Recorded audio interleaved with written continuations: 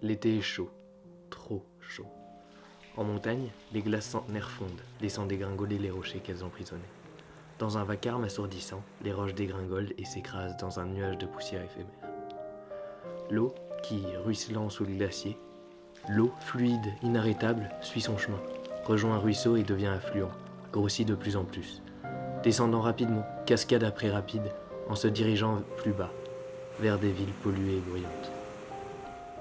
Là, la cohue, les gens pressés pour prendre les transports, les klaxons se font entendre, les portes claquent, certains courent, perdus au milieu, là, dans cet entre-deux à ne pas comprendre la facilité déconcertante de la difficulté cachée de cette vie.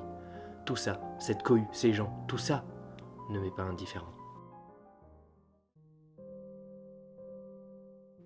Fuir en forêt, c'est prendre le temps d'observer la vie invisible, immobile, qui siège au milieu de tous ces arbres.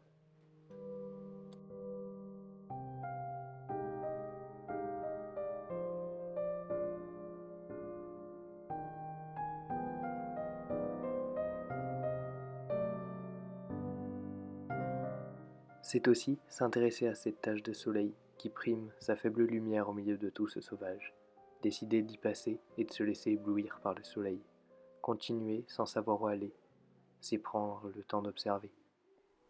Fuir, c'est finir par se perdre dans ce sauvage et se laisser porter par ce chant qui marque les débuts de l'automne.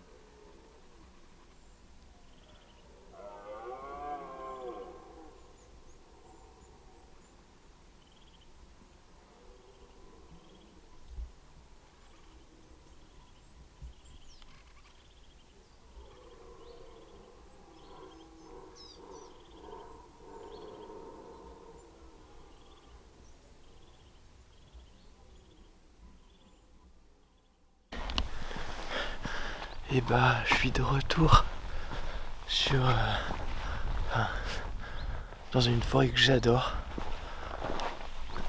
super sauvage, pour essayer de voir des cerfs et d'écouter le brame du cerf.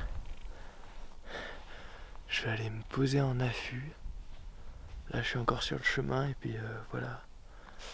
Et puis on verra bien ce qui se passe. Si j'arrive à voir quelque chose. En allant sur ma place d'affût, j'entendais un tétralyre. Je me suis dit que ce serait bien d'aller le voir. Et à peine éloigné de quelques mètres du chemin, que déjà, tout s'emballa. Une biche arrive. Je m'accroupis, je me fais tout petit avec mon gros sac à dos. Mais je m'attendais pas à ça.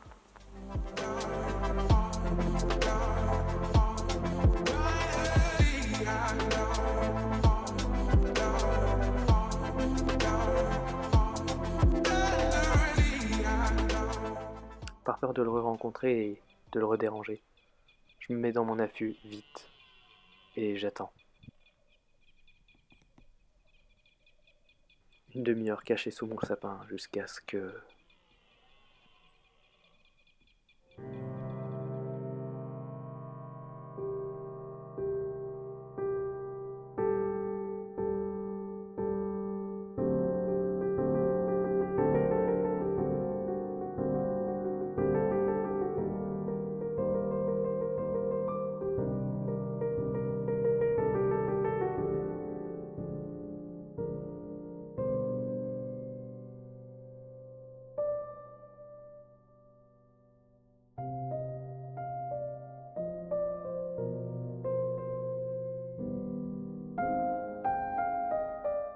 Un futur roi arrive. Il se dresse, marche, sans se soucier de moi. Il avance, puis j'arrête. Je fais des photos et je profite.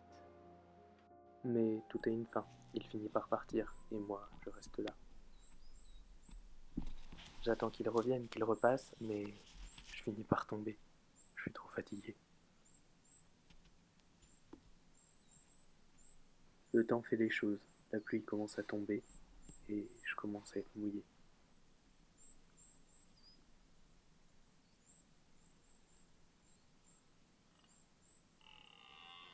Je rentre à la cabane, je reviendrai.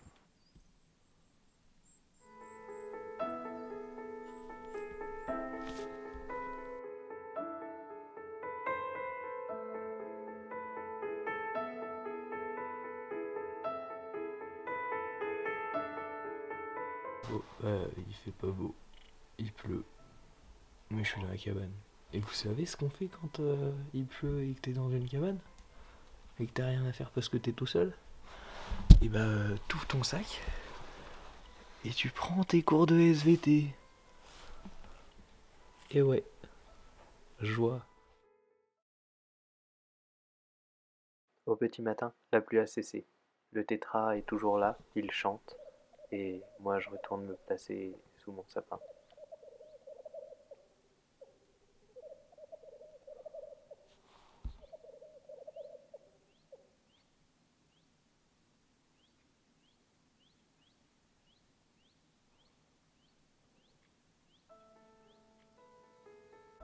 Je suis de retour en affût ce matin et là il y avait un cerf au fond là-bas.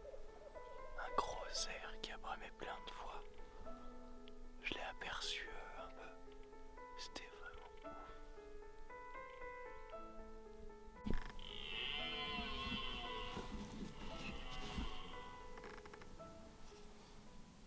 Il apparaît d'abord entre quelques branches avant de totalement se dévoiler.